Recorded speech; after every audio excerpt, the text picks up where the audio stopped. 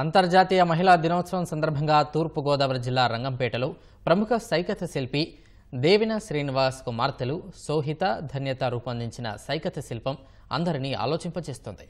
సమానత్వమా నీవెక్కడ, మహిళలను గౌరవించండి అనే నినాదాలతో సైకత శిల్పాన్ని తీర్చిదిద్దారు. 3 యూనిట్ల ఇసుకతో 6 అడుగుల ఎత్తు 12 అడుగుల వెడల్పుతో 8 గంటల పాటు శ్రమించి తీర్చిదిద్దిన ఈ సైకతం చూపరులను ఆకట్టుకుంటుంది.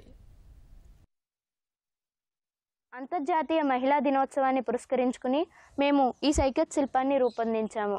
పలు జాతీయ అంతర్జాతీయ దినోత్సవాలకు మా వంతు కృషిగా ప్రజలను చైతన్యవంతం చేయడానికి మేము సైకత్ శిల్పాలను చేస్తూ ఉంటాము. అనునిత్యం ఎక్కడో చోట మహిళలపై దాడులు జరుగుతూనే ఉన్నాయి. నేటి సమాజంలో అన్ని రంగాల్లోనూ పురుషులతో సమానంగా మహిళలు కూడా ముందుకు దూసుకెళ్తూ ఉన్నారు. అయినా సరే ఎక్కడో చోట అసమానతలకు గురవుతూనే ఉన్నారు.